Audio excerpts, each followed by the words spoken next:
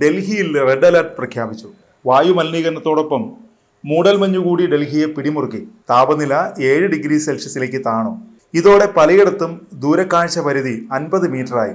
തുടർന്നാണ് കേന്ദ്ര കാലാവസ്ഥാ വകുപ്പ് റെഡ് അലർട്ട് പ്രഖ്യാപിച്ചത്. ദൂരക്കാഴ്ച പരിധി കുറഞ്ഞതോടെ വാഹന ഗതാഗതം താറുമാറായി. ചൊവ്വാഴ്ച രാവിലെ യമുന അതിവേഗ പാതയിൽ വാഹനങ്ങൾ കൂട്ടിയിടിച്ച് അപകടങ്ങളുണ്ടായി. അപകടത്തിൽ നിരവധി പേർക്ക് പരിക്കേറ്റു. മൂടൽമഞ്ഞിനെ തുടർന്ന് തിങ്കളാഴ്ച 128 വിമാനങ്ങളാണ് റദ്ദാക്കിയത്. 8 വിമാനങ്ങൾ വഴിതിരിച്ചുവിട്ടു. ഏകദേശം 200 സർവീസുകൾ വൈകുകയും ചെയ്തു. ഉത്തർപ്രദേശ് സർക്കാർ ജനുവരി 1 വരെ സ്കൂളുകൾക്ക് അവധി പ്രഖ്യാപിച്ചിട്ടുണ്ട്. നോയിഡ, ഗുരുഗ്രാം ഉൾപ്പെടെയുള്ള NCR മേഖലകളിലും അവധി ബാധകമാണ്. കനത്ത മഞ്ഞിനൊപ്പം അന്തരീക്ഷ മലിനീകരണം 400-ന് മുകളിലായി. പലയിടത്തും കാഴ്ച പരിധി 0-ലെത്തി. മലിനീകരണ തോത് ഉയർന്നതോടെ N95 മാസ്ക് ഉപയോഗിക്കാൻ ആരോഗ്യ വിദഗ്ധർ നിർദ്ദേശം നൽകിയിട്ടുണ്ട്. ഹിമാചൽ പ്രദേശ്, പഞ്ചാബ്, ഹരിയാന, ഛത്തീസ്ഗഡ്, ഉത്തർപ്രദേശ് എന്നീ സംസ്ഥാനങ്ങളിൽ ഓറഞ്ച് അലർട്ടും പ്രഖ്യാപിച്ചിട്ടുണ്ട്. ഉത്തരേന്ത്യയിൽ വരും ദിവസങ്ങളിൽ ശൈത്യതരംഗം ഉണ്ടാകുമെന്നാണ് കാലാവസ്ഥാ വകുപ്പിന്റെ മുന്നറിയിപ്പ്.